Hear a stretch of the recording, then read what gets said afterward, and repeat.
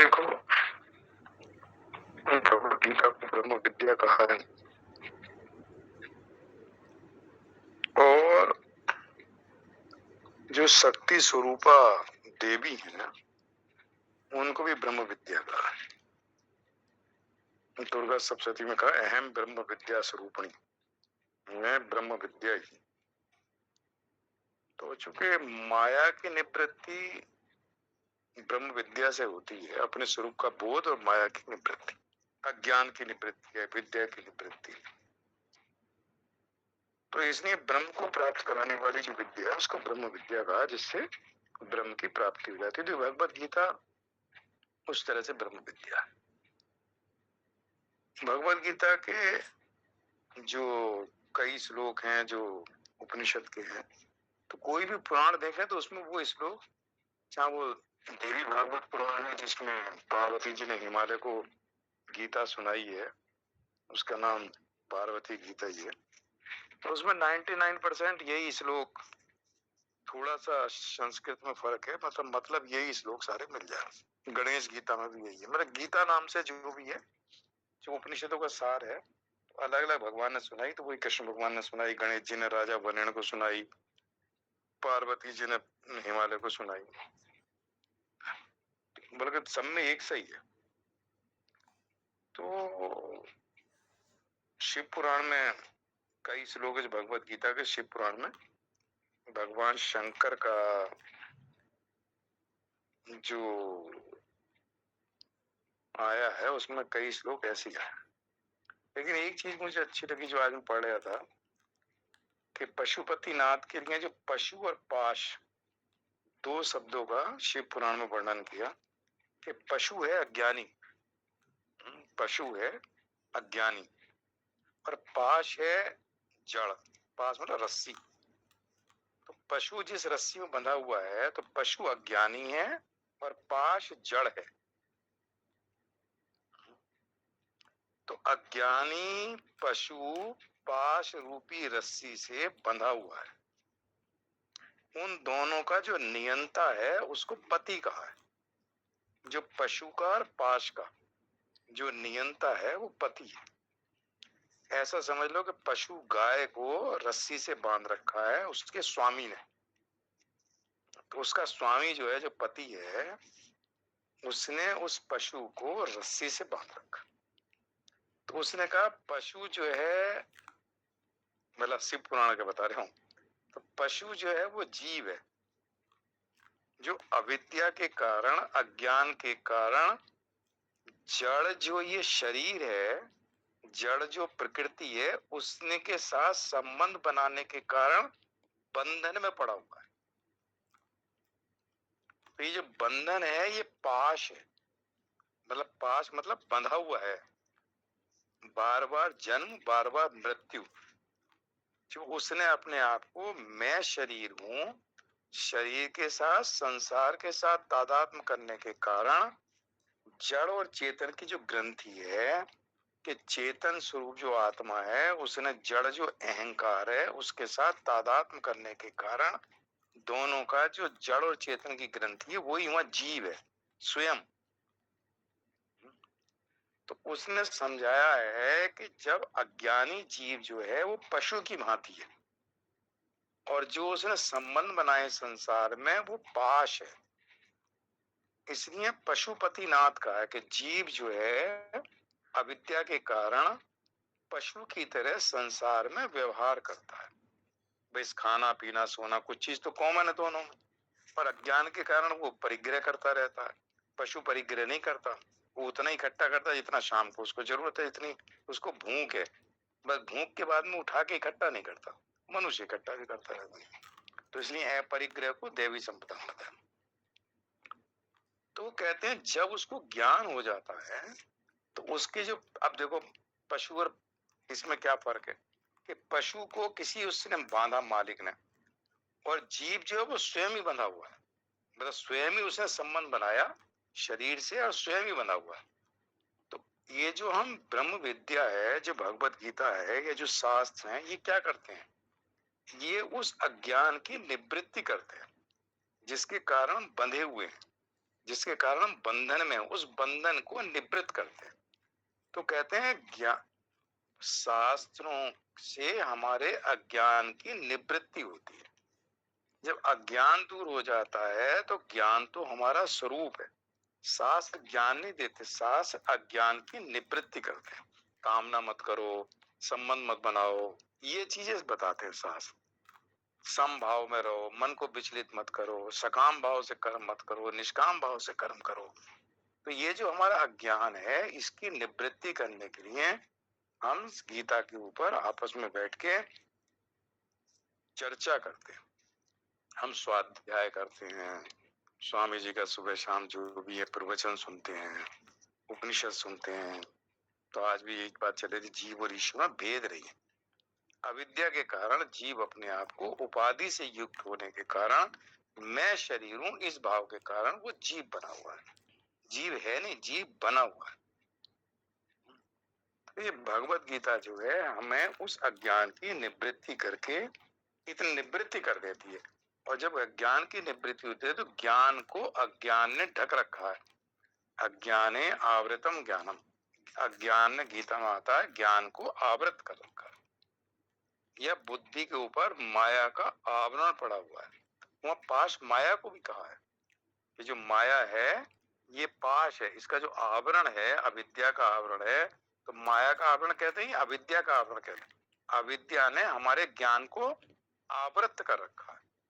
अविद्या ने क्या कर रखा है, जो ज्ञान है आत्मा, हमारी बुद्धि के चारों तरफ अज्ञान का पर्दा, अज्ञान का आवरण पड़ा हुआ। उस अज्ञान अविद्या को माया भी कह देते हैं। माया का आवरण है। माया क्या, अविद्या, अविद्या माया।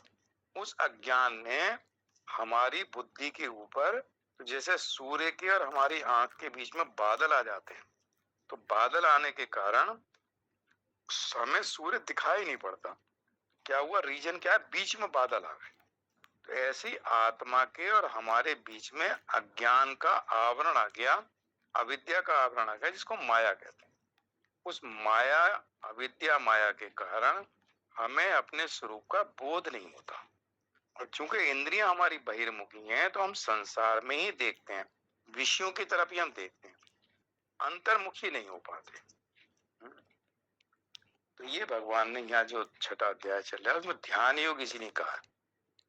और उसी में गीता में जो 5 चीजें दे रखी थी, तो वो सॉरी शिव पुराण में बहुत बढ़िया थी। क्रिया, जो हम क्रिया करते हैं, जो भी कर्म करते हैं उसको क्रिया कह देते हैं। क्रिया और कर्म में फर्क ये है बस खाली कि क्रिया स्वयं होती है, जैसे सांस आ ले रहे हैं, खाना पच रहा है, जो स्वयं प्रकृति के द्वारा हो रही है। जब उसके साथ हम कर्तापन का अभिमान कर लेते हैं, मैं उस क्रिया का करता हूं, मैं करता हूं इस क्रिया का, तो उस क्रिया का नाम कर्म हो जाता है। जो उसमें कर्ता जुड़ जाता, मतलब हमारे अंदर ये अहम आ जाता है कि मैं इस क्रिया को करने वाला हूं, तो वो क्रिया न रह के फिर कर्म हो जाता। तो वहां तक क्रिया, क्रिया से श्रेष्ठ तप, तप से श्रेष्ठ जप, और जप से श्रेष्ठ ध्यान, और ध्यान से श्रेष्ठ ज्ञान। तो उसने कहा 5 जो परम धर्म के 5 कृत्य बताए। तो 5 सॉरी परम धर्म के जो 5 कृत्य हैं, ये क्रिया, कि हम क्रिया ठीक करें। तो परम धर्म के हमारी क्रिया बिल्कुल ठीक हो, निष्काम भाव से करें, जो भी करें, हमारी सत्कर्म करें, पुण्य कर्म करें, पाप कर्म अशुभ कर्म हमसे ना हो। तो क्रिया देखो उसका धर्म का तप है, तप करें अंतःकरण शुद्ध होगा। निष्काम काम तप करने से अंतःकरण शुद्ध होता है। सकाम भाव से तप करने से उसकी फल की प्राप्ति करा देता जिसने तप कर रहा है। तप से जप, और जप से ध्यान, और ध्यान से ज्ञान।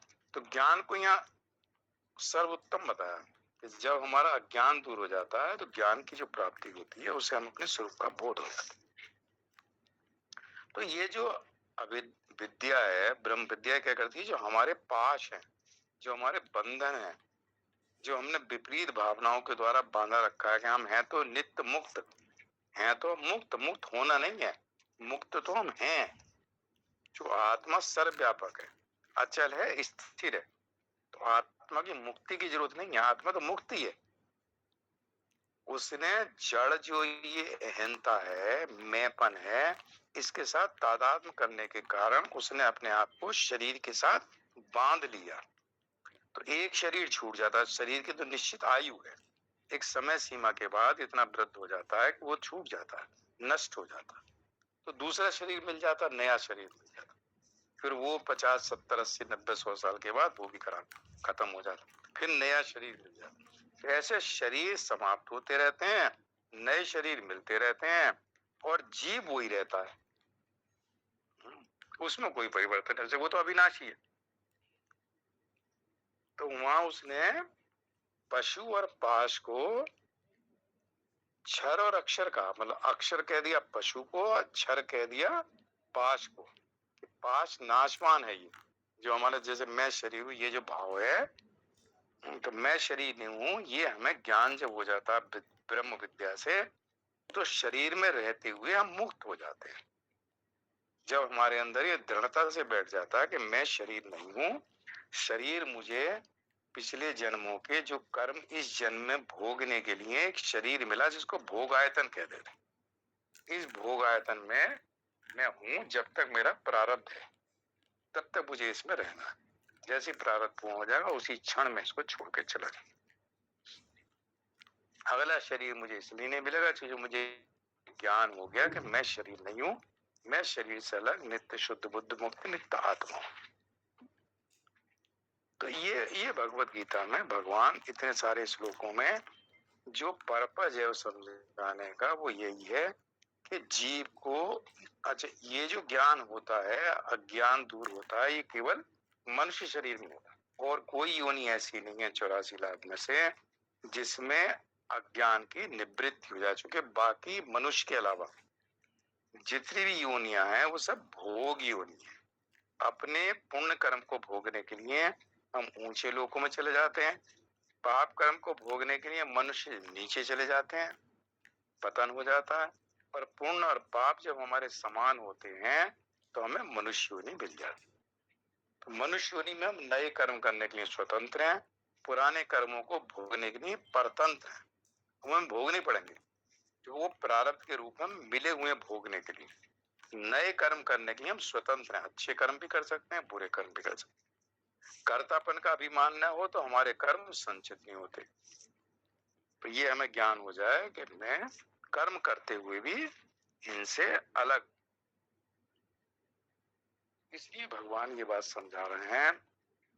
तो 10वें श्लोक से ये ध्यान योग का प्रकरण चल रहा था, और बढ़िया बढ़िया श्लोक ध्यान योग में आए। 29-30 यो माम पश्यति सर्वत्र सर्वम च मयि पश्यति, मतलब ये भक्ति योगी का जब ध्यान में उसके अंदर भक्ति के संस्कार होते हैं, तो परमात्मा के साथ जो आज उपनिषद में बात चल रही थी, जीव और ईश्वर में भेद नहीं है, अभेद है। तो ऐसा ध्यान करते करते परमात्मा का वो जो भक्त है, वो परमात्मा के साथ जो उसका भेद था कि मैं अलग हूँ वो अलग है, मैं उपासक हूँ वो उपास्य है, वो भेद समाप्त हो जाता।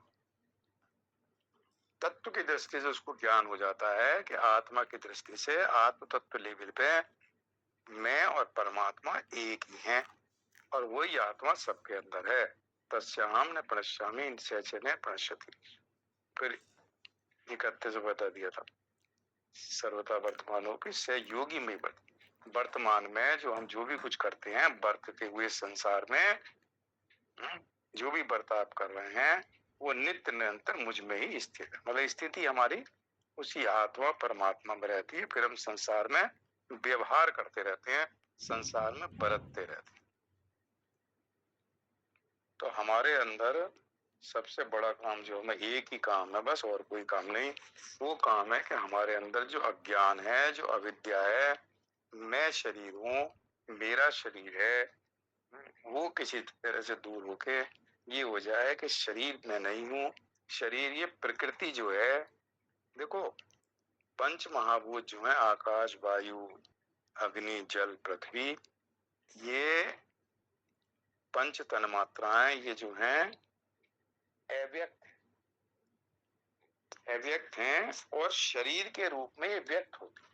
जो हमारा शरीर है तो पंच महाभूत रूपी जो प्रकृति है, जो त्रिगुणात्मक प्रकृति है, तो हमारे शरीर के माध्यम से व्यक्त हो गए। देखो दिखाई पड़ रहा है ना सबके शरीर। तो व्यक्त आकाश था, वायु थी, ये हमारे शरीर के माध्यम से व्यक्त हो गई प्रकृति। जो कारण है शरीर का, प्रकृति जो है कारण है, शरीर उसका कार्य है। ये बन गया ना शरीर है, और फिर बाद में पंच महाभूतों का बना हुआ शरीर पंच महाभूतों में लीन हो जाता। जो जिससे आया था आकाश, आकाश में चला गया, वायु है, तो उनका इतना कुछ घटा ना पड़ा। भाई शरीर बना और शरीर जलने के बाद में उन्हीं पंच महाभूतों में लीन हो गया जो स्थूल शरीर। जब तक सूक्ष्म शरीर के साथ हमारा संबंध है तब तक उसे स्थूल शरीर मिलते रहेंगे।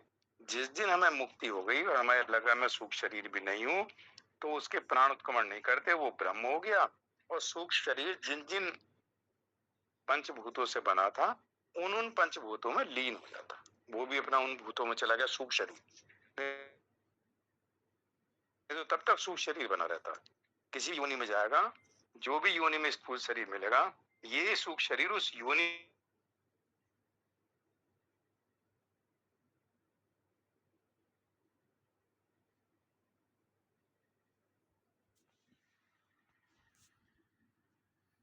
की तरह अनंत जन्म में अनंत योनि में हम रहे हैं। तो बचपन से जब पैदा होने के बाद वैसे ही व्यवहार करने लगे।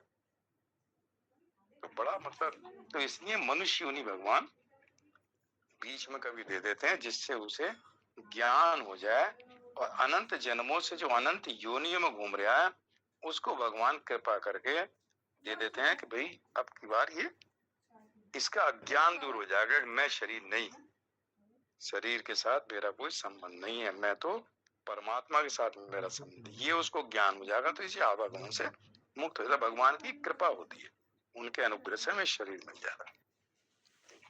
तो 31 तक ये बात हो गई। तो 32वें श्लोक में भगवान कहते हैं कि भक्त जो है सब बर्ताव करते हुए मेरे से कैसे बर्ताव करता है।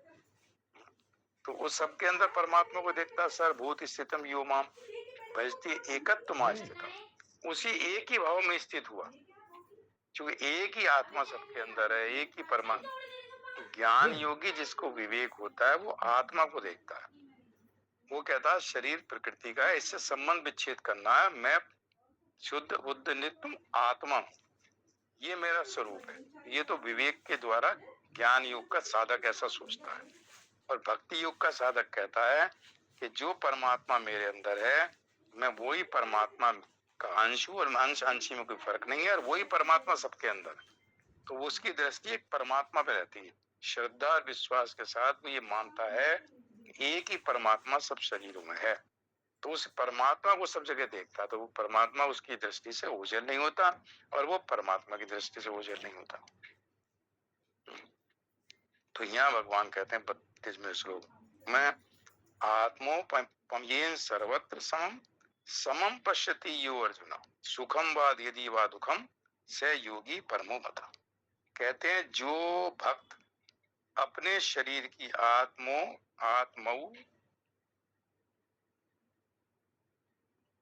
सब जगह मुझे समान भाव से देखता, समम पश्यति, सर्वत्र समम पश्यति, उसमें भी सर्वत्र समम पश्यति था आत्मा वाले। आत्मा अपने शरीर की उपमा से सब जगह मुझे समान देखता है, और सुखम वा यदि वा दुखम, सुख और अथवा दुख को भी समान देखता है। स योगी परमो मता, वो परम योगी माना गया।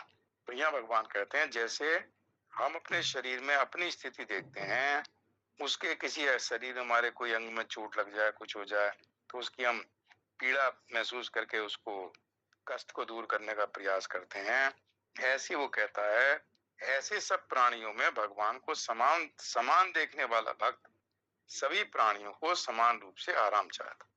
किसी का सुख है तो उसमें सुखी रहता है, किसी का दुख है तो दुख दूर करने का प्रयास करता है जितना उसकी सामर्थ्य में। 100% तो कोई किसी का नहीं कर सकता, लेकिन जो उसकी सामर्थ्य में है, और कहीं उसके ध्यान में आता है कि ये परेशान है, तो जो उसकी सामर्थ्य में है, थोड़ा बहुत जिस तरह के भी मतलब उसका दुख है, उसको दूर करने का प्रयास करता है, भगवान से प्रार्थना करता है इस दुखी है, इसके दुख की तरह दूर किया जाए। तो उसके सामने कोई दुखी प्राणी आ जाए तो जो अपने शरीर के किसी अंग को दुख दूर करने की तरह उसका दूर करने की उसकी स्वाभाविक चेष्टा होती, तो वो सर्वत्र सर्वत्र मतलब वो ये नहीं देखता कि किस देश का है, किस वेश का है, किस संप्रदाय का है, ये भेद न रख के सबको समान रीति से सुख पहुंचाने की स्वाभाविक चेष्टा करता है, सुख में या दुख में। तो वो कहते हैं जितनी अपनी सामर्थ्य हो, जितना हमारे पास समय हो, दौड़ भाग के अगर उसी में कर लगे रहेंगे तो फिर हम संसार में व्यस्त हो जाएंगे। क्योंकि संसार में इसको दुखालय कहा है, तो यहाँ दुख जाते हैं हर प्राणी में, कहीं ना कहीं थोड़ा बहुत, कभी सुख आता है कभी दुख आता है, तो दुख थोड़ा सा या दुखालय में, संसार को दुखालय कहा है, तो दुख का घर है। और आत्मा जो सुख सुख स्वरूप है, तो संसार, और जब आत्मा को वो जान लेता है तो हमेशा सुख की प्राप्ति रहती है। संसार में जानता है प्रारब्ध के अनुसार मुझे दुख भोगने, मतलब मेरा कोई पाप कर्म या अशुभ कर्म भोगने के लिए आया तो ये भोग के समाप्त होगा, तो दुख रूप जो आया है ये अशुभ कर्म का फल भोगने के लिए आया, तो इसे भोग के भगवान से प्रार्थना करके इसको भोग के समाप्त करता है। और सुख भी भोगने के लिए आया, सुख पुण्य कर्म का भोग फल है और दुख पाप कर्म का फल है। अशुभ कर्म जो हमसे हुआ है वो इस प्रारब्ध के रूप में हमें भोग के समाप्त करना, और सुख अगर बहुत ज्यादा है तो हमारे पुण्य कर्म समाप्त हो रहा है। तो सुख भोग रहा है ना तो पुण्य समाप्त हो रहा है, दुख भोग रहा है तो पाप समाप्त हो रहा है। तो इसलिए कहते हैं पुण्य बढ़ाते जाओ, पुण्य को बढ़ाते रहना चाहिए, जो भी हम अच्छे काम कर सकते हैं, शुभ काम कर सकते हैं, उसको बढ़ाते रहना चाहिए। तो कहते हैं कि इस श्लोक में, इसलिए हम और इस ज्ञान योग में देखो ये सम जो आया है ना कई श्लोकों में, सर्वत्र समम पश्यति, तो सम शब्द बहुत कई श्लोकों में आया। यो माम पश्यति सर्वत्र सर्वम च मयि पश्यति,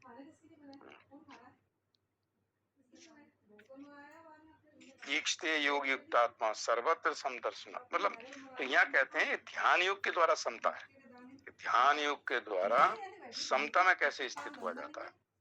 दुख और सुख में सम, दुख और सुख में सम मतलब कि विचलित ना होना, सम का मतलब विचलित ना होना, कि दुख आ गया तो बहुत ज्यादा वह, सुख आ गया तब भी बहुत ज्यादा विचलित हो गए, जमीन पर पैर ही नहीं रुके जा रहा, दुख आया तो उठ के खाना पीना सब बंद हो गया। तो उस बात कहते हैं सुख आएगा दुख आएगा, ये आगमा पाई है, आने जाने वाले हैं। चूंकि हमने पुण्य और पाप जो किए हैं, ये मनुष्य शरीर तभी मिलता है जब पुण्य और पाप समान होते हैं, तो पुण्य और पाप समान है तब ये शरीर मिला। इसका मतलब पुण्य और पाप समान होने से सुख और दुख आते जाते रहेंगे, कभी पुण्य आएगा कभी पाप के कर्म भोगेंगे, तो इसलिए ये तो आने जाने वाले, तो वो कहेगा कि इसमें मुझे बहुत ज्यादा विचलित नहीं होना। तो जो ऐसे शास्त्रों का अध्ययन करता रहता है उसे लगता है भाई ये तो आने जाने वाले आएंगे, मेरे कोई किसी जन्म का किया हुआ कर्म, तो इसको वो कहते हैं कि इसको इसी तरह से वो दूसरे लोगों में भी ये देखता। तो कहते हैं जैसे भक्त संपूर्ण प्राणियों की आत्मा के साथ भगवान की एकता मानता है, ऐसे ही वो सब शरीरों को भी अपने शरीर के साथ एकता मानता। जैसे कहता है संपूर्ण प्राणियों की आत्मा के साथ भगवान की एकता मानता है कि जो आत्मा मेरे पास है, मेरे अंदर है, वही अंतर्यामी रूप से परमात्मा सबके अंदर है। तो ऐसी सब शरीरों की भी अपने शरीर के साथ एकता मानता है। वो कहता है जिन पंच महाभूतों से मेरा शरीर बना हुआ है, उन्हीं पंच महाभूतों से सबके शरीर बने हुए हैं। तो जो प्रकृति मेरे शरीर के रूप में व्यक्त हो गई, वही प्रकृति सब शरीरों के रूप में व्यक्त हो गई। तो प्रकृति ही व्यक्त है, मतलब मेरा शरीर नहीं है, प्रकृति व्यक्त हो गई शरीर के माध्यम से। तो मैं शरीर हूं, तो वो कहेगा क्या मैं प्रकृति पंच महाभूत हूं? भाई प्रकृति के पंच महाभूतों शरीर बना, तो पंच महाभूतों ने मिलकर एक शरीर की रचना की, तो वो व्यक्त हो गए, इसमें पांचों भूत हैं। ऐसे सब शरीर उसी से बने हुए हैं, तो सब अपने शरीर के साथ वो सब शरीरों की एकता मानता। और वो कहता है जो आत्मा मेरे अंदर है, जो अंतर्यामी रूप से परमात्मा मेरे हृदय में बैठा हुआ है, वो एक ही परमात्मा सबके हृदय में बैठा हुआ है। तो चेतन दृष्टि से भी सब समान है और स्थूल दृष्टि से भी सब समान है। जैसे मेरा शरीर वैसे सबके शरीर, जैसे मेरी आत्मा वैसे सबकी आत्मा। तो उसके अंदर से भेद दृष्टि समाप्त हो जाती है। तो उसके अंदर से राग द्वेष, देखो राग द्वेष तभी समाप्त हो जाए भेद दृष्टि समाप्त हो जाती है। जब तक भेद है तब तक राग द्वेष रहता है, चाहे विषयों में हो, चाहे व्यक्ति में हो, चाहे वस्तु में हो, चाहे परिस्थिति में हो। कोई अच्छा कोई बुरा, भोजन है तो ये अच्छा लगता है, ये अच्छा नहीं लगता, कोई भी चीज हो। तो वो कहते हैं कि उसी तरह से सब शरीरों को भी अपने साथ, इसलिए वो दूसरे के दुख से दुखी और सुख से सुखी होता है। पर दुख दुख सुख सुख देखे पर, वे अपने शरीर के सुख दुख की तरह सबके दुख सुख दुख को अपना ही सुख दुख समझता है। देखो उदाहरण दिया, आंख और पैर, पैर का भेद इतना है कि आंखों से देखते हैं, पैरों से चलते हैं। आंख ज्ञानेंद्रियां है, पैर कर्मेंद्रियां है। इतना भेद होते हुए अभिन्नता इतनी है, कांटा अगर पैर में लग जाता है तो आंसू आंख में आ जाते हैं। मतलब दोनों की अभिन्नता देखो, एक जीव के साथ दोनों का संबंध है। तो कहते हैं कांटा पैर में लगता है तो आंसू आंख में आ जाता है, और मिट्टी आंख में पड़ती है तो पैर लड़खड़ाने लगते हैं। तात्पर्य है कि हम शरीर को संसार से और संसार को शरीर से अलग नहीं कर सकते। इसलिए अगर हम शरीर की परवाह करते हैं तो वैसे ही संसार की परवाह करें, और अगर संसार की बेपरवाह रहते हैं संसार तो शरीर की बेपरवाह है। दोनों बातों में चाहे कोई मान ले, इसी में ईमानदारी। तो ये भगवान यहाँ समझा रहे हैं। भगवत गीता का उद्देश्य यही है कि किसी तरह से हम शरीर से जो अपने आप को मान लेते हैं, वो हमारी जो विपरीत धारणा, मानना है नहीं, मान रखना है। तो ये जो विपरीत धारणा है ये हमारी निवृत्त हो जाए, और हमें ये ज्ञान मतलब अज्ञान दूर हो जाए। देखो वही बात आ रही है, शास्त्र जो है अज्ञान की निवृत्ति करते हैं। तो उसने हमारी ये निवृत्ति कर दी कि मैं शरीर नहीं हूँ। ये सारे शास्त्रों का ये निचोड़ था कि उनका जो हम अब तक अपने आप को शरीर समझते थे, उन्होंने ये हमें बता दिया कि मैं शरीर नहीं हूँ। जैसे उदाहरण देते हैं कि रस्सी की जगह जो हमें सर्प दिखाई पड़ रहा है, तो निवृत्ति किसकी होती है? रस्सी की थोड़ी होती है, सर्प की होती है। तो जैसे हमने प्रकाश किया तो सर्प दूर हो गया, जो सर्प का भ्रम था वो दूर हो गया। तो रस्सी का ज्ञान नहीं प्राप्त करना, रस्सी का तो ज्ञान है, रस्सी तो ज्ञान, रस्सी का तो पता चल गया रस्सी है। निवृत्ति सांप की हुई, प्रकाश जब किया तो सांप दूर हो गया, जो अंधेरे के कारण सांप दिखाई पड़ रहा। अंधेरे में कोई चीज रखी है, घड़ा रखा है, तो उदाहरण देते हैं कि अंधकार के कारण घड़ा दिखाई नहीं पड़ रहा, या अंधकार के कारण कमरे में कोई चीज दिखाई नहीं पड़ रही। तो जैसे प्रकाश किया, अंधकार की निवृत्ति हुई, तो सब चीज दिखाई दे। तो जो बाकी सब चीजें, उनके ज्ञान की प्राप्ति नहीं करनी, जो अज्ञान अंधकार के कारण दिखाई नहीं पड़ा था, अंधकार को निवृत्त करना। तो जैसी अंधकार की निवृत्ति हुई, सब चीज दिखाई पड़ गई। तो जैसी अविद्या की निवृत्ति होती है, अज्ञान रूपी जो अंधकार है, जो अविद्या है, अज्ञान है, इसकी निवृत्ति होती है। तो आत्मा चूंकि ज्ञान स्वरूप है, तो आत्मा का ज्ञान नहीं करना कि ये सच्चित आनंद स्वरूप है, ये इन सबसे अलग है। तो जागृत स्वप्न सुषुप्ति सबसे अलग है। तो जब हमें लगता है कि जागृत में भी मैं हूँ, स्वप्न में भी हूँ, सुषुप्ति में मैं हूँ, तो मैं इन सबसे अलग हूँ। जब ये ज्ञान होता है कि मैं इन सबसे अलग हूँ, तब तक मैं सोचता था मैं जागृत में अपने आप जागृत में हूँ। तो ये धीरे धीरे जब हमारा अज्ञान की निवृत्ति होती है, तो आत्मा चूंकि ज्ञान स्वरूप है, बीच में जो बादल आए हुए थे अज्ञान के, अविद्या के, जब वो बादल हट जाते हैं, तो सूर्य तो पहले भी था, सूर्य अब भी है, बादल के कारण दिखाई नहीं पड़ा। तो बादल अज्ञान है, बादल अविद्या है, उसने ढक रखा था हमारी आंख को, सूर्य को नहीं ढका। सूर्य सर्वव्यापक है। भाई हमारे मान लो वसुंधरा में बादल आ गया, तो वसुंधरा 10 किलोमीटर दूर बादल नहीं है, तो वहां पूरी धूप निकल रही है। बादल जो है हमारे, मेरी आंख के सामने है, तो मुझे नहीं दिख रहा। दूसरा कुछ दूरी पे बादल नहीं है, तो उसे सूर्य दिख रहा है। तो जब एक को ज्ञान हो गया इस संसार में, तो उसको आत्मा का पूरा ज्ञान है, आत्मा को अच्छी तरह से, उसको पूरी तरह से बोध हो गया। एक व्यक्ति को नहीं हुआ, दोनों व्यक्ति हैं, दोनों एक जगह रहते हैं। एक मैं कहता मैं शरीर हूं, एक कहता नहीं मैं तो आत्मा हूं। तो उसके बादल हट गए, वहां सूर्य पूरी तरह से दिखाई दे रहा है, एक के आंख के सामने बादल आए हुए हैं। तो भेद क्या? बादलों का है। इसलिए एक को दिखाई पड़ा, एक ज्ञान हो गया, एक तो सबको नहीं होता। उसमें शिव पुराण में किसने कहा? भगवान शिव से कहा। उसने कहा कि आप तो सर्वव्यापक हैं, अंतर्यामी हैं, सबको एक साथ क्यों नहीं अज्ञान दूर कर देते, सबकी अविद्या एक साथ क्यों नहीं दूर कर देते, ताकि सब मुक्त हो जाए, मनुष्य जितने बने हुए हैं। तो सबके लिए आप तो परम कृपालु दयालु सब कुछ हैं, तो सबका ज्ञान दूर कर दो, अविद्या सबकी दूर हो जाए, सब मुक्त हो जाए, झंझट खत्म हो गई।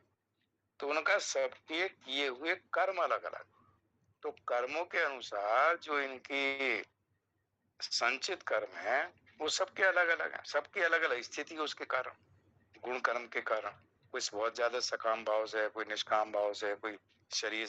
तो इनका जो है एक साथ इनकी मुक्ति इसलिए नहीं हो सकती क्योंकि सबकी स्थिति अलग अलग। तो मेरा इसमें कोई इंटरवेंशन नहीं है, मतलब अपने अपने प्रयास है। भगवान ने तो हमें इतने सारे ये ज्ञान के माध्यम दे दिए, लेकिन प्रयास सबके अपने अपने अपने अपने प्रयासों के अनुसार सबको लगे रहे, और वो मनुष्य जन्म में ही है। इसलिए इसको बड़ा गंभीरता से लेना चाहिए कि हमारे अंदर ये जो अविद्या है, अज्ञान है, ये किसी तरह से निवृत्त हो जाए और हमें अपने स्वरूप का बोध हो जाए और उस स्वरूप में हमारी स्थिति, तब मनुष्य जीवन सफल हो जाए। ओम पूर्णमदः पूर्णमिदं पूर्णात् पूर्णमुदच्यते पूर्णस्य पूर्णमादाय पूर्णमेवावशिष्यते। ओम शांति शांति शांति। श्री कृष्ण अर्पणमस्तु। हरि ओम तत्सत्। जय श्री कृष्ण। जय श्री कृष्णा प्रभु जी। हाँ वर्मा जी। रस्सी में सर्प मंद अंधकार होगा और मंद प्रकाश होगा, तभी जो है वो भाषित होता है। ये अनुभव की बात है। कहते हैं कि नहीं, अनुभव नहीं, ये कहते हैं वर्मा जी कि जो सबसे बड़ा अज्ञानी है, महाअज्ञानी, वो संसार में ठीक है, मतलब सुखी है, जो उसे पता ही नहीं आत्मा क्या शरीर क्या। वो कहता है महाअज्ञानी, मुझे अज्ञान के अलावा और कुछ है ही नहीं, महा जिसमें लिखा हुआ, मतलब महान अंधकार है तो दिखेगा।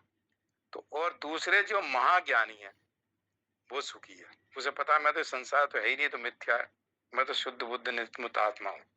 जो बीच का है, जैसे महाअंधकार है तो सांप नहीं दिखेगा, कुछ दिखेगा नहीं कमरे में, इतना घना अंधकार है कि सांप क्या कुछ भी नहीं दिख रहा है कमरे में, पता ही नहीं चल रहा कमरा है भी, इतना घना अंधकार है। और यह इतना प्रकाश हो कि पूरी ट्यूब जल रही है तो रस्सी दिखाई पड़ रही है, तो पूर्ण प्रकाश में रस्सी दिखाई पड़ रही है। पूर्ण अंधकार मतलब महाअंधकार हो तो कुछ नहीं दिखता।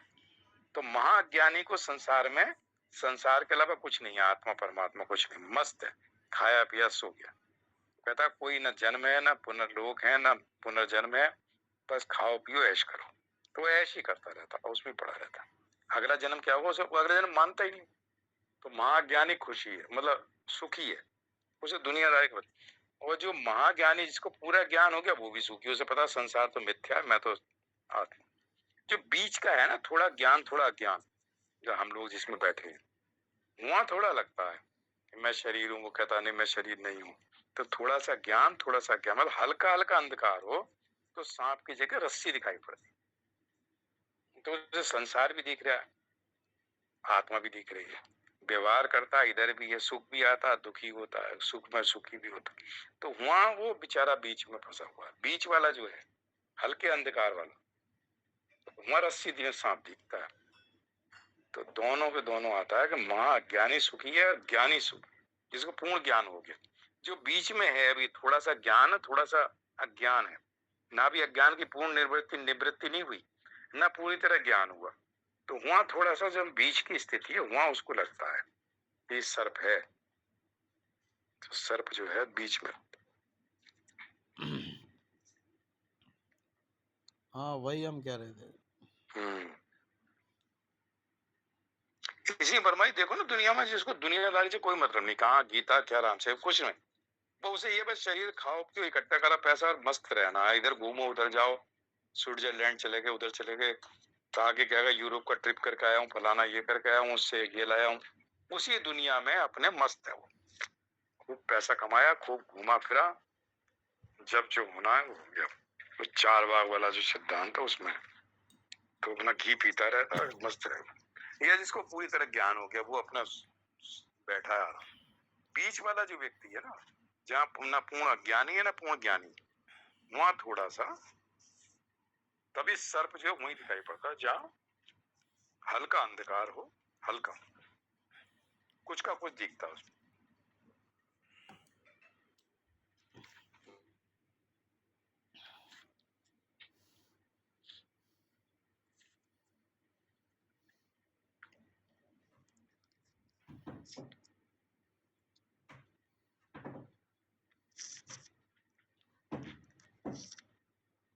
आवा माता जी, माइक खोलिए।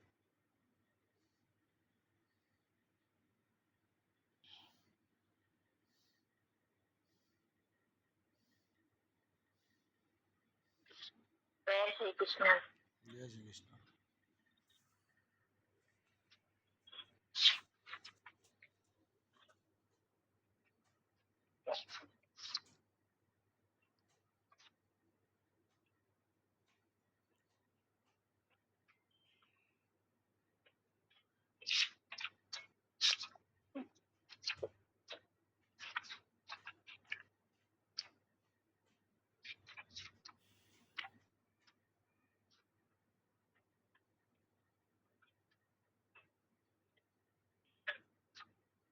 शंकर तेरी जटा से बहती है गंगधारा, शंकर तेरी जटा से बहती है गंगधारा, काली जटा के अंदर जिमदामिनी उजारा, काली जटा के अंदर जिमदामिनी उजारा, शंकर तेरी जटा से बहती है गंगधारा, गलमुंड माल राजे शशिभाल पे विराजे, गलमुंड माल राजे शशिभाल पे विराजे, डमरू निनाद बाजे त्रिशूल धारे, कर डमरू निनाद बाजे, कर में त्रिशूल धारे, शंकर तेरी जटा में, शंकर तेरी जटा से बहती है गंगधारा, जगतीन तेज राशि कटिबंध नाग फांसी, जगतीन तेज राशि कटिबंध नाग फांसी, गिरा है संग दासी सब वेश के आधारा, गिरिजा है संग दासी सब वेश के आधारा, शंकर तेरी जटाओं से बहती है गंगधारा,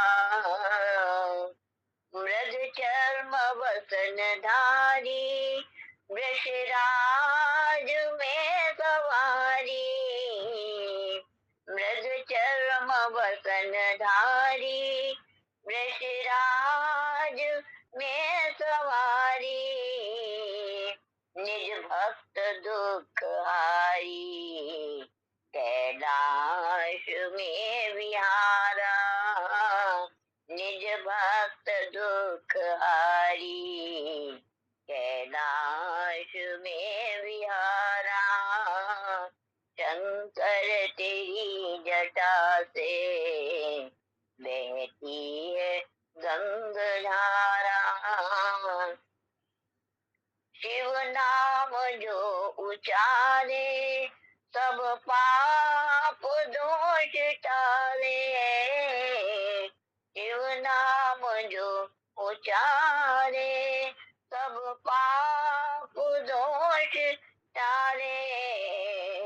ब्रह्मानंद ना बिसारे, ब्रह्मानंद ना बिसारे, भव सिंधु पार उतारे, ब्रह्मानंद ना बिसारे, भव सिंधु पार उतारे, शंकर तेरी जटा से बहती है गंगधारा, काली जटा के अंदर जिमदामिनी उजारा, शंकर तेरी जटा से बहती है गंगधारा।